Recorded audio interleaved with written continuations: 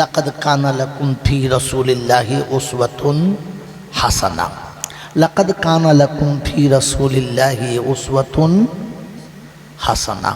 যদি তোমার জিন্দেগিটা সুন্দর বানাতে চাও তো তাহলে একটু রাসূলের স্টাইলে বানাও। আজ আমরা ডেভেলপমেন্ট হতে চাচ্ছি, স্টাইল পেতে চাচ্ছি, আজ আমরা একটু উপরে চাপতে চাইছি। হ্যাঁ না বলেন? একটু একটু অর্থের প্রাচুর্য আসবে, আমার কাছে একটু দুনিয়ার রবরবা আসবে, তার জন্য আমরা মিথ্যা, অন্যায়, অত্যাচার যা খুশি তা করছি।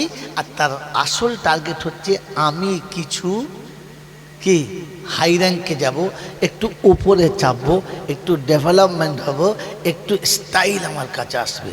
আজ বলে যাচ্ছি যুবক, যদি স্টাইলে তুমি বিখ্যাত হতে চাও তাহলে মুহাম্মাদুর রাসূলুল্লাহ সাল্লাল্লাহু আলাইহি ওয়াসাল্লামের স্টাইলে এসো। এর থেকে ভালো স্টাইল পৃথিবীতে আর কোথাও আপনি পাবেন না। তার একটা দুটো ছোট ছোট নমুনা শোনাচ্ছি। হযরত ওমরে ফারুক, যিনি আল্লাহ নবীর পাশে শুয়ে ঘুমাচ্ছেন, যাকে আল্লাহ পাক নবী বলেছেন লাউ কানা নবিয়াম বাদি লাকানা ওমর, আমার পরে যদি কেউ নবী হতো তাহলে সেটা ওমর হতো, সেটা ওমর হতো। কবি লিখেছেন ওমর জমিনে যেটা চায় আসমানে আল্লাহ ওটা ফায়সালা দেয়। খুব ভালো করে শুনবেন, যেটা ওমর জমিনে চায় আল্লাহ আসমানে ওটা ফায়সালা দেয়। নাম কি? ওমর। নাম কি?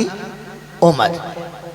তারিখের কিতাবে আছে, ওলামারা জানে ওমর যে রাস্তা দিয়ে যায় শয়তান 40 দিন পর্যন্ত ওই রাস্তায় ভুল করে আসে না, কারণ জানে ধরলে আমার খবর আছে। কথা বুঝেছেন? যার ইজ্জতের খাতিরে আল্লাহ, যার ইজ্জতের খাতিরে আল্লাহ রাব্বাল আলামিন শরাবটাকে দুধে পাল্টে দেয়, তার নাম ওমর।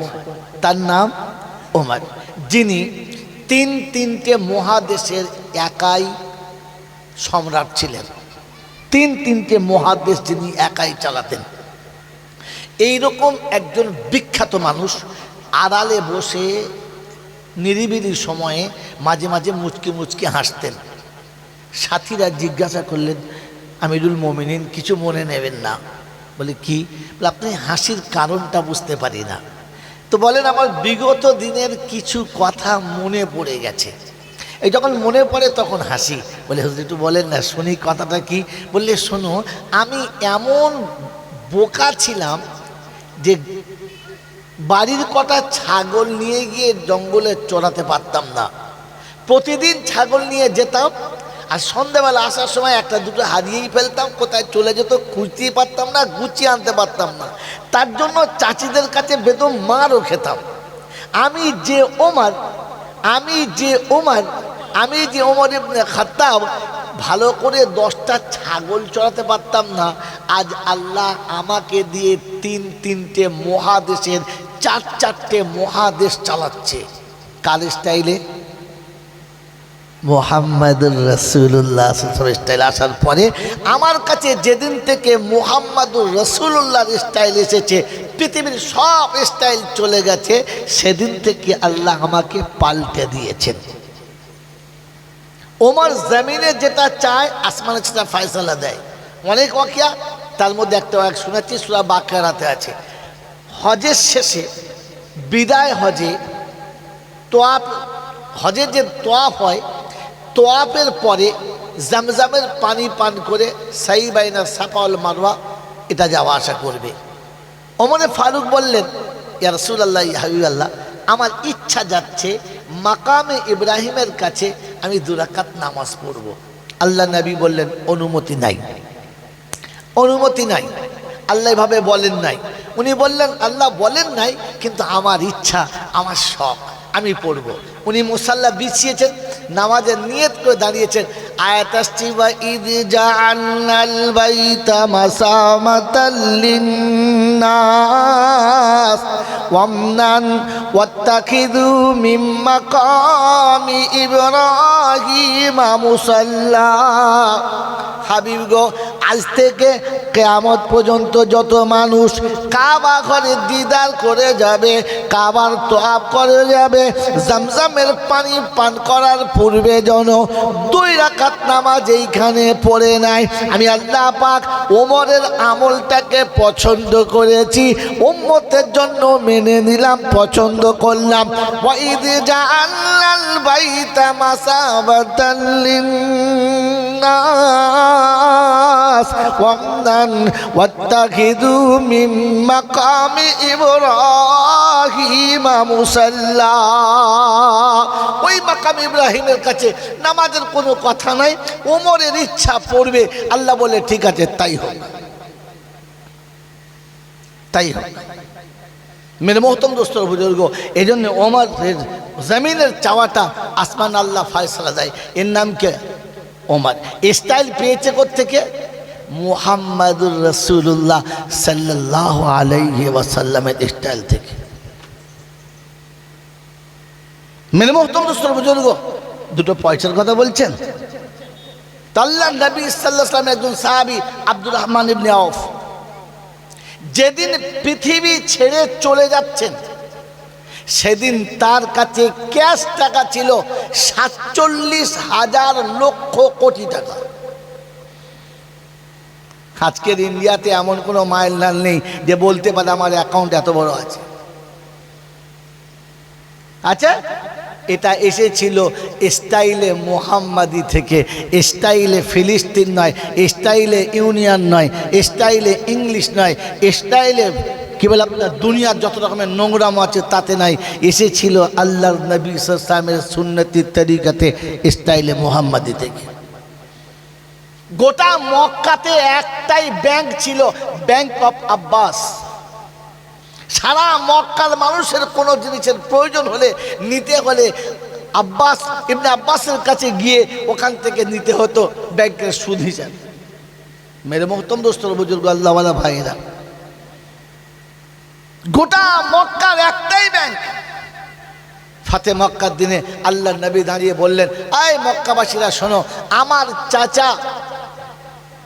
চাচার ব্যাংক থেকে তোমরা যে যতটা টাকা নিয়েছো, আমি ভাইপো হিসাবে চাচার তরফ থেকে সকলের সুদ মাফ করে দিলাম। সবাই বকবক খুশ। এই আওয়াজ শুনে ইবনে আব্বাস আল্লাহ রাসূলের চাচা এসে পাশে দাঁড়ালেন আর বললেন, মক্কাবাসী শুনে নাও, আমার ভাইপো আমার তরফ থেকে সবার সুদ মাফ করে দিয়েছে, আর আমি ভাইপোর তরফ থেকে বলে দিচ্ছি, ভাইপোর ইজ্জত রাখার জন্য বলে দিলাম যে যতটা আসল নিয়েছিলে আসলটাই মাফ করে দিলাম। কটা টাকার মালিক হয়েছেন, আর এই দুটো টাকার জন্য নিজেকে মুহাম্মাদুর রাসূলুল্লাহ স্টাইল থেকে সরে যাচ্ছেন। হ্যাঁ, মাথায় টুপি দিতে ভালো লাগে না, মুখে দাড়ি রাখতে ভালো লাগে না, সুন্নতি খাবার খেতে ভালো লাগে না, সুন্নতি পোশাক পরতে ভালো লাগে না। আপনার ধারণা এগুলো থাকলে আমি একটু আগাতে পারবো না, আমার সমাজ আটকে যাবে? না বন্ধু, না। এজন্য সিরাতুন নবী শুনলে এরকম করে না, আপনাদের একটা বলে যাচ্ছি, জলসা করছেন করুন, একটা করে নেবেন সিরাতুন নবী প্রতি বছরে। মোটামুটি আপনাকে 6 থেকে 7 বছর গেলে তবে হবে। প্রতি বছর যতটা শুনবেন, তার পরের বছর তার পর থেকে শুনতে থাকবেন যে ভাই যতদূর হয়েছে ওখানে দাঁড়ান, এর পরে শুনবো। আল্লাহ নবীর জিন্দেগি শুধু হালিমার আমিনাতে শেষ হয়ে যায় নাই, কিন্তু 47 বছর থেকে ওই হালিমার আমিনা চলছে, পিছন দিকে আর যাচ্ছে না। এই জন্য সিরাতুন নবী শুনুন, যে শব্দটা হিদায়াতুল্লাহ বলছিল খুব ভালো শব্দ, কিন্তু দুর্ভাগ্য সিরাতুন নবী আমাদের দেশে নেই। সিরাতুন নবী শুনলে নবীর জীবনের 40-এর পরে থেকে শুনতে হবে, আর আমরা যা শুনেছি সব তো সেই দুধবার কোলের খালি শুনেছি। 40-এর পরে শুনেছি? 40-এর পরে শুনলে বিপদ আছে। কারণ কি বলেন তো? বিবি ছাড়তে হবে, ঘর ছাড়তে হবে, সংসার ত্যাগ করতে হবে, আল্লাহর ঘরে আসতে হবে, মুখে দাঁড়িয়ে রাখতে হবে, হাঁটুর নিচে লুঙ্গি থাকতে হবে, আপনাকে পেশাব করে পানি নিতে হবে, মদ খাওয়া যাবে না, সুদ খাওয়া যাবে না, চুরি করা যাবে না, কারোর কাছে কলা মূলো যা দেখবে ছিঁড়তে পারবেন না। আপনাকে সিরাতুন নবী শুনলে আপনার হাত অটোমেটিক দাঁড়াবে। এই জন্য সিরাতুন নবী চাপা থাক, শুধু মিলাদুন নবী চলে যাক, আর আমাদের খাওয়াটা হয়ে যাক। কি জি? এই জন্য ভুলে যান, ভুলে যান।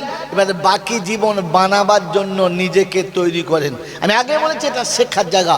মেরে মহতম তো সর্বযুগ জলসা মিলাদ ওয়াজ নসিহত আলেম ওলামারা যেখানে শুরু করেছিলেন, এই জন্যে নয় যে জলসা শেষে একটা ভালো ধরনের তাবারুক হবে আর বেশ জুত করে খাওয়া দাওয়া হবে, না।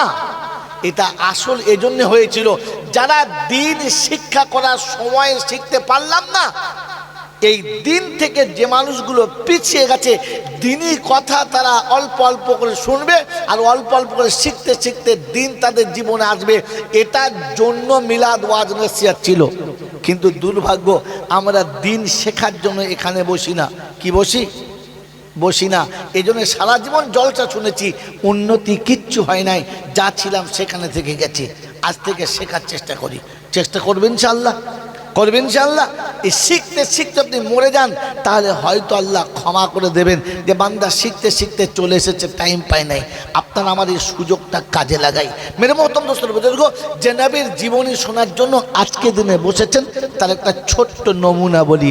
তিনি কেমন নবী, ওজন কতটা। প্রতিটি মানুষের সমাজে একটা ইজ্জত আছে, সমাজে একটা নাম আছে। যেমন আমার স্যার, মাস্টার সাহেব, হাজি সাহেব, গোটা হরিমাচান 8 নম্বর একটা সম্মানের সঙ্গে তিনি একজন মাস্টার মশাই। তার বাড়িতে যখন কোনো অঘটন ঘটবে, সেই কথাটা যখন গোটা পাড়ার লোকে জেনে যাবে, কানাঘুষো করবে, মাস্টার সাহেবের সামনে ভালো করে বলতে পারবে না, তখন একটা কেমন যেন অস্বস্তি বোধ। এবারে যখন তার সামনে গিয়ে কথাটা আলোচনা হবে, তো বেচারি বড় লজ্জা পাবে, মাথা নিচু করে বাড়িয়ে আসবে। এসে কি বলবে? যে তোরা আমাকে বাঁচতে দিবি না দিবি না। বলে কেন? বলে সমাজে আমার একটা মানসিকতা আছে, আমি একটা স্কুলে মাস্টার, এত ছাত্রছাত্রী আমার, গোটা দেশের লোক আমাকে মাস্টার বলে, এরকম কাজ তোরা করলি কি করে? কি বলতে পারে না? পারে না। না। তো মক্কাতে কোরাইশ বংশের একটা শুভ সম্মান ছিল, তার মধ্যে আব্দুল মোত্তালিব হচ্ছেন নেতা। আর মক্কার কথা ছিল বিধবারা কোনো খুশবু মাখতে পাবে না, সেন্ট মাখতে পাবে না, খুশবু লাগাতে পাবে না। কারণ খুশবু এমন একটা জিনিস যেটা অন্যকে আকৃষ্ট করে। কিন্তু দুর্ভাগ্যজনক কথা হলো এটা যে আমিনা রাস্তা দিয়ে যখন যায়, প্রতিটি মানুষ দেখে এত দামি সেন্ট ব্যবহার করে, যেটা মক্কার কোনো ধনী ব্যবহার করা দুষ্প্রাপ্য। এত দামি সেন্ট, এত সুন্দর সেন্ট যে মানুষ অটোমেটিক যেন কেমন মুগ্ধ হয়ে যায়। কথাটা আরবে একটু কানাঘুষা হতে লাগলো যে কি আমাদের নেতা, দেশের মান্যগণ্য ব্যক্তি, তার বাড়ির বৌমা বিধবা এত দামি সেন্ট মাকে, ওকে এনে দেয় কে? পারমিশন দেয় কে? মাঝে মাঝে মানুষের যেমন বদভ্যাস থাকে, ও সব বলে রে, ওরা মলচাবরা, ওরা নিজেরাই করে না, বুঝলি, ওই রকম চলে। মন্তব্য করে দিলে তার মানে আব্দুল্লাহ মাখাচ্ছে, নাউজুবিল্লাহ। কথাটা কানাকানি হতে 1 কান 2 কান 3 কান হতে হতে হতে হতে প্রায় লোকের কাছে হয়ে গেছে। কিছু লোক ফিচেল থাকে, যাদের লাজ লজ্জা কিচ্ছু নেই। এরা হচ্ছে সব সমাজের সব থেকে জঘন্য, এদের লজ্জা শরম কিচ্ছু নেই। ফস করে বাজে কথা বলে ফেলবে আর বলে সত্য কথা বলতে আমি লজ্জা পাই না, বুঝলেন, সত্যটাই আমি বলে ফেলি। জানবেন ইনি ছেবলা কোম্পানির এজেন্ট। তার উচিত ছিল কার সামনে কি কথা বলছে এটা ভেবে বলা দরকার ছিল, লজ্জা করা দরকার ছিল। কিন্তু তার তো লজ্জা শরমের চামড়া তার তো চোখে নাই, ফস করে বলে দিলে কথাটা। এরকম কিছু মানুষ থাকে, আমাদের সমাজেও আছে। মেরে মহতম দোস্তর বুজুর্গ, এরকম কথা আব্দুল মোত্তালিবের কানে ডাইরেক্ট চলে এলো। উনি সেখান থেকে মাথা নিচু করে টুকটুক করে বাড়ি চলে এলেন। এসে বাড়িতে ঢুকেছে, মাথাটা নিচু, মনটা খারাপ। তো ডেকে জিজ্ঞাসা করছে আব্দুল্লাহর মা, বলে কি? বলে এদিকে এসো। সামনে কি খবর? বলে তোরা আমাকে মক্কায় বাঁচতে দিবি? এ কি ব্যাপার? বলে কি? বলে তোর বৌমা এত দামি খুশবু ব্যবহার করে কি করে? তোরা তো জানিস যে মক্কাতে বিধবাদের কোনো রকমের খুশবু মাখার নিষেধ। এই খুশবু সে পায় কোথায়? তাকে এনে দেয় কে? দেশের মানুষের কাছে আমার যে নাক কাটা গেল, আমি যে সম্মান হারিয়ে ফেললাম, লোকের কাছে কিছু বলতে পারলাম না। তো আব্দুল্লাহর মা শোনাচ্ছেন, কথাটা আমি বলবো বলবো মনে করেছিলাম, কিন্তু ভয়ে বলতে পারি নাই। দুটো কারণে। প্রথম কারণ আপনার ভয়ে, আর দ্বিতীয় কারণ হচ্ছে মেয়েটি বিধবা, মেয়েটি অসহায়, স্বামী হারা, আবার পেটে বাচ্চা। কি করে বলি বলো তো? মেয়েটা যদি কষ্ট পায়, এ হলো শাশুড়ি। আমার দেশে শাশুড়িরা দাঁত বার করে আছে, খাপাক করে ক্যাঁকড়ার মতো, খালি খাপাট করে ধরলেই হয়। খালি ও ভাবে না যে এরপরে মেয়েটার কষ্ট হবে। কথাটা শুনে কত ভাবুক যে মেয়েটার পেটে বাচ্চা রয়েছে, আবার স্বামী হারা, এই কাঁচা বয়সে আমি এই কথাটা বললে হয়তো কষ্ট হবে। থাক। আব্দুল মুত্তালিব যখন এই কথাটা বললেন, তো তখন বলছে তাহলে একটা কাজ করো, যখন তুমি জানতেই চাইলে, তো আসলে ঘটনাটা যার কাছে তাকে জিজ্ঞেস করে বলি, শোনো, তুমি শুধু ওইটুকু খোঁজ বলছো। আমিনা যখন গোসল করে গোসলখানা থেকে বার হয়ে আসে, আর আমি যখন গোসল করতে ভিতরে ঢুকি, তো দরজা খুলে ভিতরে গেলে মনে হয় যেন গোটা গোসলখানাটা আতর দিয়ে পুরো প্যাক করে রেখেছে। আমি ঢুকলে এত খুশবু পাই যে মনে হয় যেন খুশবুর কোনো আড়তে প্রবেশ করে গেলাম। বলে তাই? বলে হ্যাঁ। তাহলে ডেকে জিজ্ঞাসা করা হোক। আম্মা জান আমিনাকে ডাকলেন, মা একটু এখানে এসো তো মা। যখন সামনে এসেছে, তো জিজ্ঞাসা করছে, মা আমাকে যে লোক কথা বলছে, তুমি এত দামি খুশবু ব্যবহার করো কোথা থেকে? আম্মা জান আমিনা বড় বুদ্ধিমতী, তাই কোনো উত্তর দিলেন না। তিনি সেখানে দাঁড়িয়ে একটু থুতু ফেললেন জমিনে। যেমনি মুখে থুতুটা ফেলেছে, গোটা ঘরটা মনে হচ্ছে যেন এমন এক সুগন্ধে সুগন্ধিত হয়ে গেছে যে ঘরের ভিতরে সুগন্ধ মনে একদম পুরো প্যাক করা হয়ে গেছে।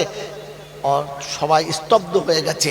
আম্মা জান আমিনা শোনাচ্ছেন, আব্বা খুশবু আমি মাখি না, খুশবু আমার গায়েতে নেই, খুশবু আমার এই পেটেতে। যেদিন থেকে পেটে এসেছে, ওই দিন থেকে আমার এই খুশবু এসেছে।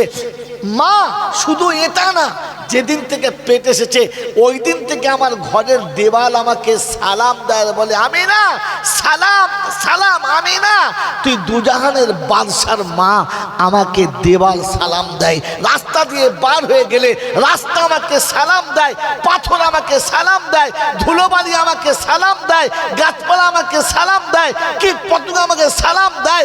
আসমানের তারকারা রাত্রেবেলা নেমে এসে বলে সালাম সালাম, দুজাহানের মা সালাম, আমাকে সালাম দেয়। মা আমি যখন পানি আনার জন্য কোনো কুয়ার কাছে যাই, মানুষ দরিয়ার বালতি নিয়ে যায়, আমি শুধু গিয়ে দাঁড়াই, তো ভিতর থেকে পানিটা কলকল কলকল করে উপরে চলে আসে। আর এসে যখন আমাকে আওয়াজ দিয়ে বলে আমি না এখানে কেন এলি আমাদের বেইজ্জতি করতে? ঘরে বসে তো বলতে পারতিস, আমরা গিয়ে তোর ঘোড়াটাকে ভরে দিয়ে চলে আসতাম। এরকম নবীর আপনি উম্মত, আপনার গায়ে তো বিড়ির যা গন্ধ বেরোচ্ছে, ফেরেশতার বাপ পর্যন্ত মনে হয় নাকে বান্ডিশ করে টিকতে পারে। আশ্চর্য লাগে, কি করে আপনি খেলেন আর কি করে ফের কথা বললেন? মেরে মোহতম দোস্তর বুজুর্গ, আল্লাহওয়ালা ভাইরা, আমাদের আমিনা বলেন যাব্বা, আমি যখন কুমার কাছে যাই, গোটা এলাকার মেয়েরা আমাকে ধরে বলে আমিনা যাস না, যাস না।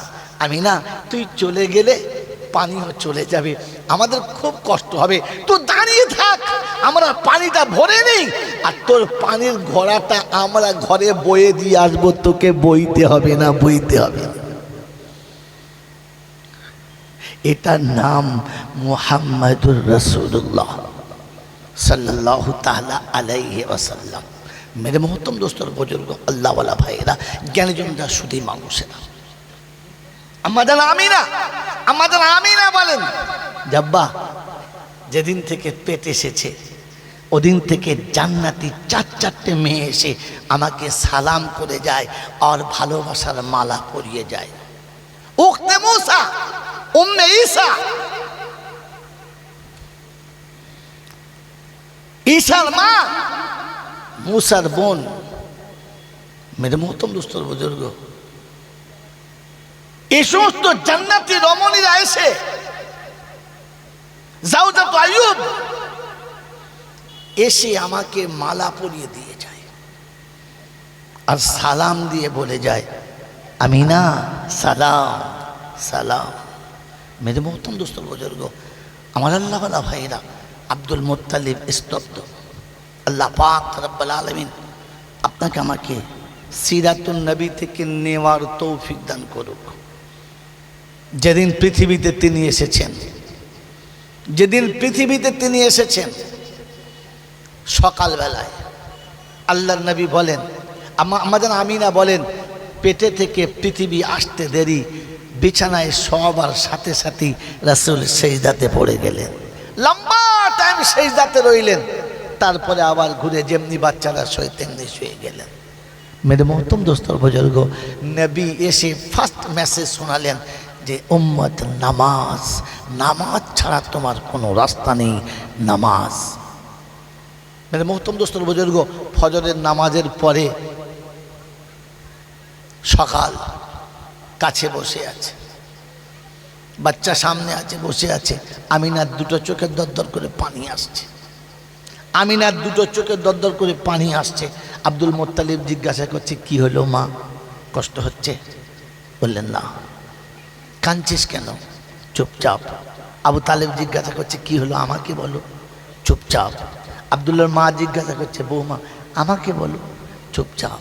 সবাই একসঙ্গে বলছে কি হয়েছে আমাদের বলো না, এত সুন্দর বাচ্চা কোলে নিয়েছো, মনে হচ্ছে আসমানে চাঁদ তোমার কোলে রয়েছে, কেন কাঁদছো বলো? তো বললেন আব্দুল্লাহ নেই। তো কি হয়েছে? আমি রয়েছি, দাদু রয়েছি, চাচা রয়েছে, আমি সব আছে, কি হয়েছে? বললেন না আজ প্রথম বাচ্চা তার। আর প্রথম বাচ্চার খবর যখন বাপ পেত তো তখন ঢুঁড়ির হাটের যত মিষ্টির দোকান আছে সব কটা বুক হতো যে সবাইকে মিষ্টি খাওয়াবো, আজ আমাদের প্রথম সন্তান এসেছে। আজ আব্দুল্লাহ নেই, আজ আব্দুল্লাহ নেই, বাজার থেকে খেলনা আনার কেউ নেই, মনের মতো খেলনা আনতো, ইচ্ছা মতো খেলনা আনতো, তোমরা তোমাদের মতো আনবে, পিতা পিতার মতো নিয়ে আসতো, ওই পিতার মতো খেলনা তোমাদের কাছে আসবে না। আজ আমার বাচ্চা এতিম হয়ে এসেছে, তার হাত ধরার কেউ নেই। আল্লাহ রাব্বুল আলামিন আমিনার কানের কাছে গিয়ে যেন আস্তে করে বলে হলো আমিনা তুই কাঁদিস না, তুই দোজাহানের মা, তুই কাঁদলে আমি আল্লাহ আমার সহ্য হয় না, সময় হতে দে, একটু টাইম দে, খেলনা আমি এনে দেবো। আব্দুল্লাহ খেলনা আনলে কি খেলনা আনতো? মাজান্না রোকাজের মেলা থেকে, মক্কার অলিয়ার গলি থেকে মাটির কিংবা পাথরের কিংবা প্লাস্টিকের কোনো খেলনা আনতো, তার থেকে বেশি আনতো না। শুধু সন্ধ্যা হতে দে, খেলনা আমি আনবো। তারিখ শোনাচ্ছে মাগরিবের একটু পূর্বে ফাঁকা জায়গায় চৌপায়ের উপরে শুইয়ে দিয়ে সবাই চলে গেছে। আবু তালেব পাশে বসে আছে, দেখে যে আসমান থেকে চাঁদটা দ্রুত গতিতে নেমে আসছে। আমার আল্লাহওয়ালা ভাইরা, আবু তালেব ভয়ে ছুটে পালিয়ে গেছে যে চাঁদ পিঠের উপর না পড়ে যায় আর আমি না চাপা পড়ে যাই। আল্লাহ নবী চাচা বলেন যে যখন আমি সরে গেছি আর তোর থেকে ঠিক এক গজ আগে সে চাঁদ দাঁড়িয়ে গেছে, খোদার কসম করে বলছি ওই চাঁদ চুপচাপ দাঁড়িয়ে গেছে, আর তুই যেমনি করে হাত মারছিলিস চাঁদ বেলুনের মতো ছুটে চলে যাচ্ছিল, আবার ছুটে আসছিল। তুই যেমনি করে পা ছুটছিলিস চাঁদ ছুটে চলে যাচ্ছিল, আবার ছুটে চলে আসছিল। আমি অবাক হয়ে দেখছিলাম চাঁদ ছুটছে আর কি যেন বলছে। বলে কি বলছিল জানেন চাচা? বুঝতে পেরেছেন? বললেন না। বলে সেদিন বলছিল কাঁদিস না রে, কাঁদিস না, তুই কাঁদলে কাঁদবে মা আমিনা, আর আমি না কাঁদলে আমার আল্লাহ সহ্য করতে পারে না, কাঁদিস না।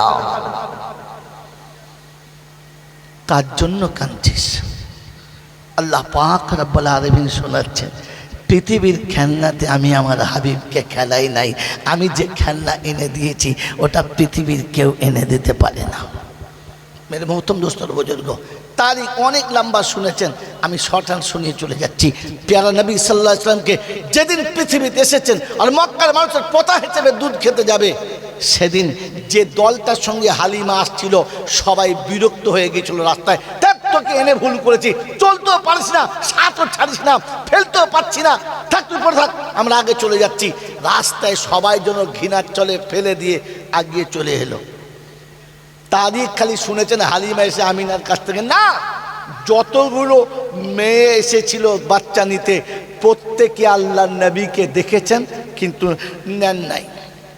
কারণ নিতে গিয়ে ভেবেছে এটা নিলে আমার পোষাবে না। খুব ভালো করে মনে রাখবেন, এখান থেকে আপনার নোক্তা বার করার জন্য নিয়ে এসছি। সবাই ভেবেছিল এটা নিলে আমার পোষাবে না, কারণ এতিম, এর পিতা নেই, আর দাদু আছে তো অর্থ নেই, ঘর আছে তো চাল নেই, আর যেটুকু চাল আছে ততটুকু ঢাকা নেই। এই এতিম আর ভাঙা কুঁড়ে ঘরের বাচ্চা নিয়ে গেলে আমি সমাজে ডেভেলপমেন্ট হতে পারবো? আমার কিছু লাভ হবে না, নেবে না, সবাই চলে গেছে। সবাই চলে যাবার পর অবশেষ হালিমা এসেছেন, আর হালিমা কোনো বাচ্চা মক্কাতে পাচ্ছে না, তো উনি ওনার স্বামীকে বললেন, দেখো খালি চলে যাওয়ার থেকে কিছু নিয়ে যাওয়া ভালো। বললে হ্যাঁ সেটাও ঠিক, সেটাও ঠিক। ভাই এখান থেকে বাচ্চা তুলে নেন, বারহা বলছি বাচ্চা দেখতে আমি। ভাই আপনারা এটা দখল করেন তো, এই যে দুটো দখল করেন, এই চেয়ার দখল করেন, ঠিক টার্নিং পয়েন্টে সেটা কাটবে, শয়তান দুধ পাঠাচ্ছে। মেরে মোহতম দোস্তর বুজুর্গ আল্লাহওয়ালা ভাইরা, তাই সেদিন হালিমা স্বামীর সঙ্গে মাসওয়ারা করলেন। স্বামীর সঙ্গে মাসওয়ারা করে বাচ্চা নিলেন। আমিনা সেদিন অশ্রুসিক্ত নয়নে বলেছিল, বোন নিয়ে যাচ্ছিস যা, কিন্তু কিছু পাবি না, তাই বলে আমার বাচ্চাকে যেন কষ্ট দিস না, কারণ আমার বাচ্চার দেবার মতো কিচ্ছু নেই। আমার যেন হালিমা বলেছিলেন, আমি বাচ্চা নিতে এসেছি, আর কিছু চাই না, তুই শুধু তোর বাচ্চাটা আমাকে দে, বাস, আর কিচ্ছু লাগবে না। আমার যেন হালিমা একবারও ভাবে নাই এতিমকে নিলে আমার লস হবে, এতিমকে নিলে আমার ঠকা হবে, এটা ভাবেন নাই। বাচ্চা নিতে হবে, এতিমকে তুলে নিয়েছেন। মেরে মোহতম দোস্তর বুজুর্গ আল্লাহওয়ালা ভাইরা, নবী দিবস সেই 9 বছর বয়স থেকে আমরা শুনছি, সেই 9 বছর বয়স থেকে শুনছি। টার্নিং পয়েন্টটা নিয়ে চলে যান, যেদিন হালিমা বাচ্চা নিয়ে উঠে চেপেছে, উট একদম ওঠে না, উট বসে গেছে। আমি শুরু করে বললে ঘন্টা খেয়ে ফেলতাম, 4-5 ঘন্টা। আমি এই একটা ঘন্টাতে আপনার 5 ঘন্টা খাওয়াবার জন্য সুর কেটে কথা বলছি। মেরে মোহতম দোস্ত বুজুর্গ আল্লাহওয়ালা ভাইয়েরা, ওই দিন হালিমা বাচ্চা নিয়ে বসেছে, উট কোনো মতে ওঠে না, দুঘা মারলো, উঠলো না। তা হালিমার স্বামী বলছে, থাক, অসুস্থ, এমনি কমজোর বেচারা, মারতে হবে না, চলো একজন উটের পিঠে চেপে আর একজন হাঁটতে হাঁটতে যাই, পাল্টাপাল্টি করে। কিন্তু যখনই উনি নেমে গেলেন আর হালিমা বসলেন, এত স্পিডে উঠেছে, মনে হচ্ছে না, যেটা মনে করছিলাম সেটা তো না। খুব কমজোর, এরকম উঠতে পারতো না, তাকে টেনে তুলতে হতো। হালিমাকে নামিয়ে উনি চাপ দেন, বিদ্যুৎ গতিতে উঠে গেল। ফের দুজনে চেপেছে, তো মোটেই ওঠে না। তো হালিমা শোনাচ্ছে, স্বামী একটা কাজ করলে হয় না? বলে কি? বলে একটু আপনি পিছনে আসুন, আমাকে সামনে দেন, দেখেন না ওঠে কিনা। হালিমা যেমনি সামনে চলে গেছে আর স্বামীকে পিছনে নিয়েছে, এক চান্সে উঠে গেছে। আর উঠতে দেরি চলতে শুরু করেছে, আর চলতে দেরি যে সাথী চলে গেছিল ওদেরকে মাঝপথে ধরেও ফেলেছে, রাস্তায় ধরেও ফেলেছে। আর ধরে যখন ক্রস করে আগিয়ে চলে যাচ্ছে, তো ওরা তখন বলছে, হালিমা কি মন্ত্রর কানে দিলি রে, কি বিদ্যে জাদুবিদ্যে শেখালি যে চলতে পারছিস না, আগিয়ে ফেলে চলে গেলি, হলো কি করে? বলছে তা জানি না। মেরে মোহতম দোস্ত বুজুর্গ আল্লাহওয়ালা ভাইরা, জ্ঞানীজনরা, সুধী মহিলা, দুনিয়া যত আগিয়ে যাচ্ছে যেতে দাও। তুমি 1400 বছর পিছনে ব্যাক করে ফিরে এসো, রাসূলের জিন্দেগি তোমার জিন্দেগিতে নিয়েছো। একদিন ওদেরকে ক্রস করে তুমি গিয়ে দাঁড়াবে, সেদিন দুনিয়া তোমার দিকে তাকাতে বাধ্য হবে যে তুই গেলি তো গেলি কি করে, এই জায়গায় এলি তো এলি কি করে। আপনি আর আমি তো ঠিক করেছি ওই হালিমার সাথীদের মতো যে ইয়েতিম নবীর সুন্নতকে নিলে আমার কিচ্ছু হবে না, আমাকে মার্কর সুন্নতে লাভ হবে, লেলিনের সুন্নতে লাভ হবে, বিল ক্লিনটনের সুন্নতে লাভ হবে, বিখ্যাত জাদুকরের সুন্নতে লাভ হবে। আমার নবীর সুন্নতকে দেখে এড়িয়ে চলে গেছেন, আপনার ঘৃণা লেগেছে। না না, এই স্টাইলে আমি আগাতে পারবো না, খোদার কসম করে বলছি এই স্টাইল আপনাকে আগিয়ে নিয়ে যেতে পারে, পৃথিবীর কোনো স্টাইল আপনাকে আগাতে পারে না। তারিখ জীবনে শুনেছেন, বলেন আম্মা জান হালিমা যেদিন আগিয়ে চলে গেলেন, বাড়িতে গিয়ে নেমেছে, তার আর একটা বাচ্চা আছে, ছোট বাচ্চা, তাই তিনি বাচ্চা নিতে এসেছেন। যে বাচ্চাকে কোনোদিন তিনি পেট ভরে দুধ খাওয়াতে পারতেন না, বাড়ি যাবার পরে যখন দুধ পান করালেন তো দুটো বাচ্চা প্রাণ ভরে পান করার পরে মনে হচ্ছে না বুকে এখনো এতটা দুধ আছে, আরো একটা বাচ্চাকে খাওয়ানো যাবে। তারিখ লিখছে আর রাহিকুল মাখতুম, কিতাবটা তুলুন, এতে লেখা আছে সব থেকে বিশিষ্ট কিতাব হলো আর রাহিকুল মাখতুম। এতে আছে যে আমাদের হালিমা বলেন যে বাচ্চা দুধ খেয়ে ওদিন এমন ঘুমিয়েছিল, আর জীবনে কোনোদিন ওরকম ঘুমিয়েছে কিনা জানি না। মেরে মোহতম দোস্তর বুজুর্গ আল্লাহওয়ালা ভাইরা, তিনি যখন তার স্বামীকে জঙ্গলে পাঠালেন, যাও কিছু দুধ ছাগলের কাছ থেকে দুয়ে নিয়ে এসো, আমিও খাবো, আমার বাচ্চারা খাবে, সব ক্ষুধার্ত আছে। তোনার স্বামী দুধ দুইতে গেছে, যে পাত্র নিয়ে গেছে পাত্র ভরে গেছে, আর এনে দাঁড়িয়ে সবাই পান করার পরও অর্ধেক দুধ রয়ে গেছে। জিজ্ঞাসা করছি এত দুধ পেলে কোথা থেকে, দিল কে? বলে বিশ্বাস করে সেই ছাগলগুলোই বাঁধা আছে, যে ছাগলগুলো প্রতিদিন দুইলে আমাদেরই পেট ভরতো না, বাচ্চাদের পেট ভরতো না, আজকের খাবার পরও বেঁচে গেছে এই মাসুমের কারণে। মেরে মোহতরম দোস্তর বুজুর্গ, হালিমার ঘরে বরকত এসেছিল কি করে নেবার কারণে, কি কি ঘরে আনার কারণে? ভাই কথা বলেন, জলটা শুনলে খালি যাবেন না, নিয়ে যান। হালিমা কি এমন জিনিস জাদু এনেছিল যেটার কারণে ঘরে এত বরকত? জোরে বলেন, জোরে বলেন। না, আল্লাহ নবী না, আপনি তো স্কুলে যান নাই, ওই জন্য আল্লাহ নবী বন্ধু বলেছেন। মেরে মোহতম দোস্তর বুজুর্গ আল্লাহওয়ালা ভাইয়েরা, জ্ঞানীজনরা, সুধী মানুষেরা, ওদিন তিনি এতিম কোলে নিয়েছিলেন। কি কোলে নিয়েছিলেন? যদি বলে এতিম। আপনার নেওয়ার ইচ্ছা আছে? আপনার বরকত তো এতিমের হাত ধরে আসার কথা ছিল। আপনার ঘরে আমার ঘরে বরকত তো এতিমের হাত ধরে আসার কথা ছিল। কোরআন হয়তো পড়েন আর খালি ছবি না করে উড়িয়ে দিয়ে চলে আসছেন। ওয়াম্মা সাইলা ফালা তানগার,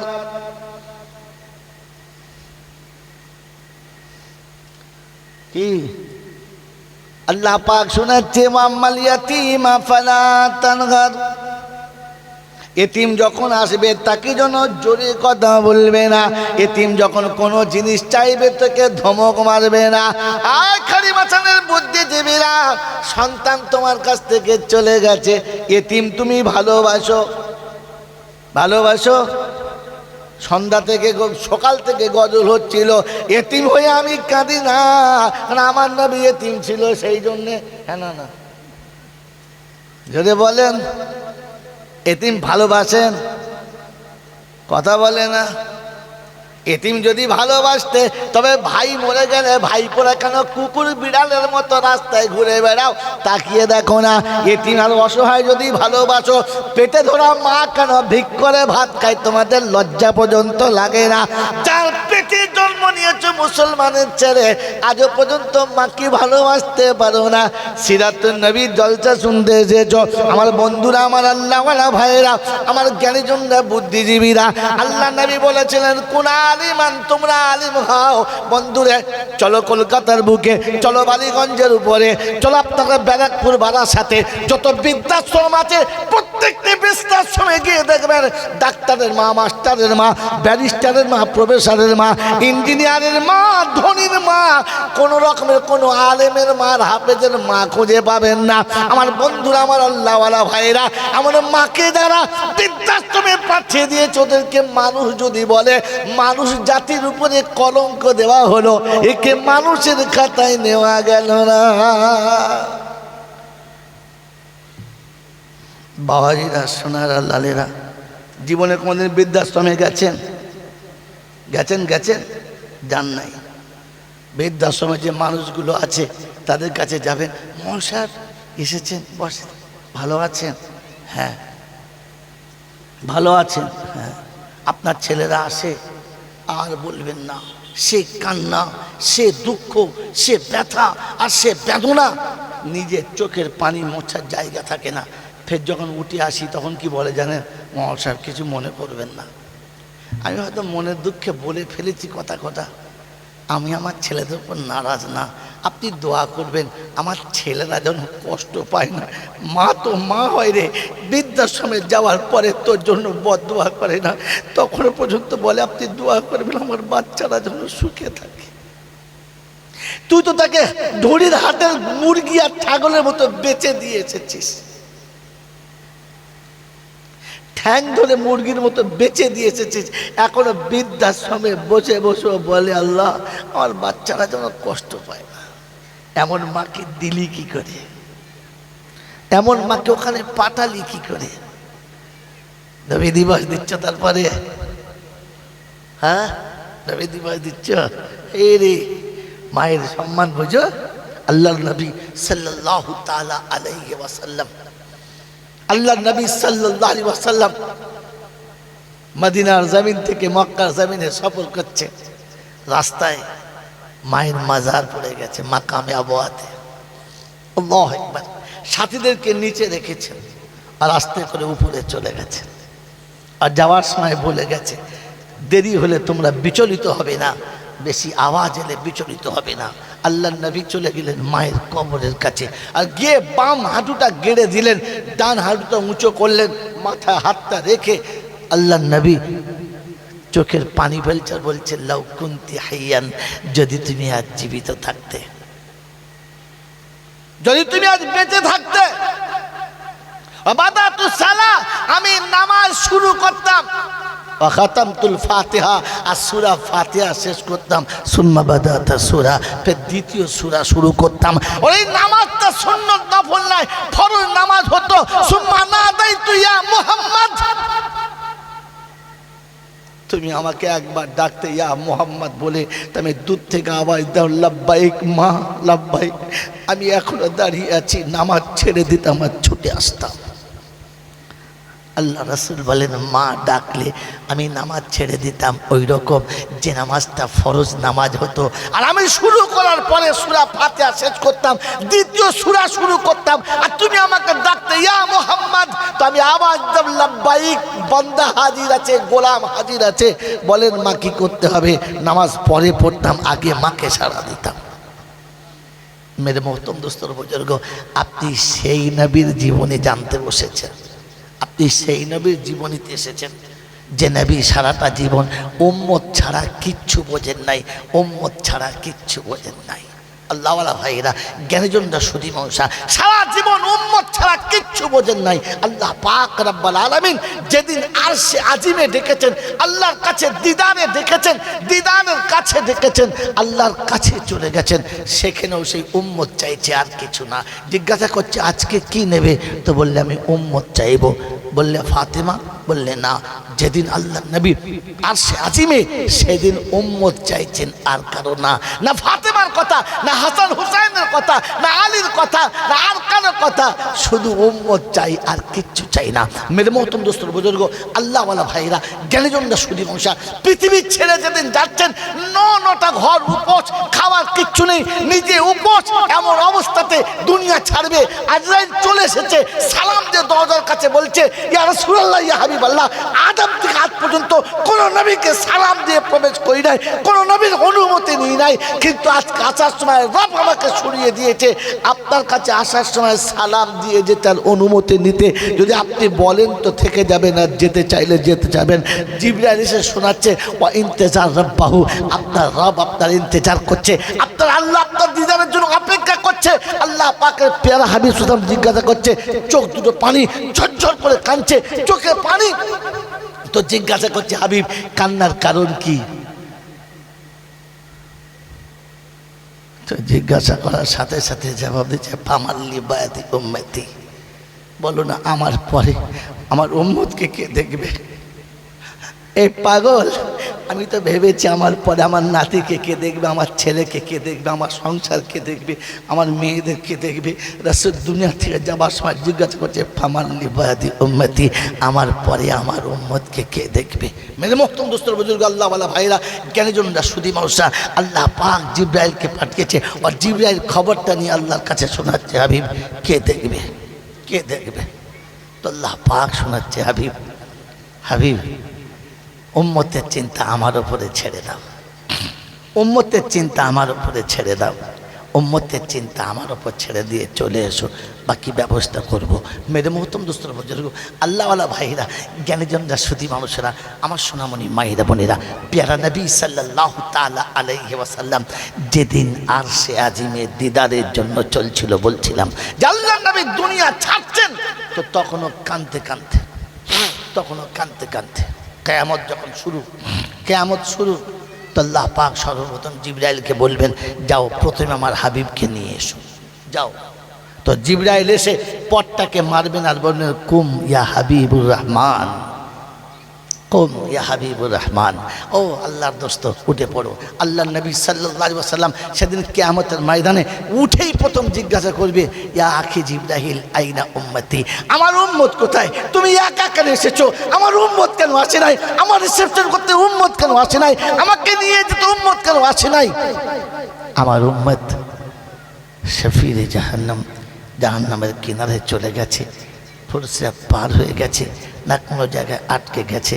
সেদিন জিবরাইল বলবেন যে ওয়াইহাবকে, আল্লাহ নবীকে জিজ্ঞাসা করবেন, বলেন কেন? তো সেদিন আল্লাহ নবী সাল্লাম জিজ্ঞাসা করবেন, বলো কোথায়? তো বলবে, ইয়া রাসূলুল্লাহ, ইয়া হাবিবাল্লাহ, আল্লাহ পাকের ইজ্জতের কসম, জমিন থেকে এখনো আপনি ছাড়া আর কাউকে তোলা হয় নাই, শুধু আপনাকেই তোলা হয়েছে আর কাউকে না। আল্লাহ পাক রব্বুল আলামিন ডাকবেন, আসেন, আসেন আমার কাছে আসেন। আমার আল্লাহওয়ালা ভাইরা, আল্লাহ নবীর মেরাজে যাওয়ার দ্বিতীয় নোক্তা, আল্লাহ নবীর মেরাজে যাওয়ার অনেক নোক্তা, তার মধ্যে দ্বিতীয় একটা নোক্তা শুনিয়ে দিচ্ছি। যেদিন তিনি 4 বছর বয়সে হয়েছেন, আর হালিমা যেদিন এনে দিয়ে গেছে, সেদিন ফুটফুটে বাচ্চা খেলছে, অপরূপ সুন্দর খেলছে। আম্মাজান আমিনা বসে আছেন, চোখ দিয়ে দরদর দরদর করে পানি আসছে। আব্দুল মুত্তালিব ওই একটাই প্রশ্ন, কি হলো? বাচ্চা তো সুন্দর, সুঠাম, সুস্বাস্থ্য, কেন কাঁদো এমন করে? তো বললে, আব্বা আব্দুল্লাহ নেই। আশ্চর্য, আমি রয়েছি তো, বাকিটা আমি দেখবো, কথা দিচ্ছি তো। চোখে পানি বন্ধ হয় না। কি হয়েছে বল? বলে, আজ আব্দুল্লাহ থাকলে, ওর বাপ থাকলে, বাচ্চা চলতে শিখেছে, ভালো করে চলতে শিখেছে, বলতে শিখেছে, আঙুলটা ধরে নিয়ে মক্কার অলিতে গলিতে ঘুরতো, ওকাদ আর মাজান্নার মেলায় নিয়ে যেত, মামার বাড়ি খালার বাড়ি নিয়ে যেত, ফুফুর বাড়ি চাচার বাড়ি নিয়ে যেত, নানির বাড়ি দাদির বাড়ি নিয়ে যেত, এ পাড়া ও পাড়া ঘোরাতো, গোটা মক্কা মদিনা ঘোরাতো, এনে আমার কোলেতে দিত, সবার হাত ধরে ঘুরতো। আমার আব্দুল্লাহ নেই, কে নিয়ে যাবে? আল্লাহ যেন কানে কানে শোনাচ্ছে, আমি না, শুধু সময় হতে দে, শুধু সময় হতে দে, টাইমটা আসতে দে, আমি আঙুল ধরবো, আর জমিন থেকে মসজিদে আকসায় নেবো, আকসা থেকে আসমানে নেবো, প্রথম আসমানে নেবো, দ্বিতীয় আসমানে নেবো, তৃতীয় আসমানে ঘুরাবো, চতুর্থে ঘুরাবো, পঞ্চমে ঘুরাবো, ষষ্ঠতে ঘুরাবো, সপ্তমে ঘুরাবো, এরপরে সিদ্ধাতুল মুনতাহাতে নিয়ে যাব, আরশ দেখাবো, কুরসি দেখাবো, লৌহ দেখাবো, কলম দেখাবো, জান্নাত দেখাবো, জাহান্নামে দেখাবো, আমার পাশে বসাবো, আমি দেখবো, আমাকে দেখাবো, আর এনে তোর কোলেতে ফিরিয়ে দেবো, তোর কোলেতে ফিরিয়ে দেবো। একটু সময়টা হতে দে, আমার পাশে বসে আমাকে দেখাবো, আর ফের তোর কোলে ফিরিয়ে দেবো, আমি দেখবার তোর কোলে ফিরিয়ে দেবো। আল্লাহ পাক রব্বুল আলামিন শোনাচ্ছে, সেদিন হাবিবকে আরশে আজিমে নিয়ে চলেছে। আমার আল্লাহওয়ালা ভাইরা, জ্ঞানীজনরা, সুদী মানুষরা, কিয়ামতের ময়দানে নবীকে কাছে নিয়ে পাশে বসিয়েছে, জিজ্ঞাসা করছে নবীকে দেখার জন্য। বলে, এমনি তো সবসময় তো দেখি, সবসময় তো আমার নজরে পড়ে, কিন্তু হাসান বিন সাবিত লিখেছেন, কায়নাতকে আল্লাহ পাক সাজিয়েছেন নিজের ইচ্ছায়, আর রাসূলকে সাজিয়েছেন রাসূলের ইচ্ছার উপরে, রাসূলের চাহাতের উপরে। আল্লাহ পাক রব্বুল আলামিন তার হাবিবকে পাশে বসে দেখতে চাচ্ছিল, হাবিব তুমি চাইলে কেমন, আর আমি তোমাকে বানালাম কেমন, এটা একটু দেখতে চাইছিলাম।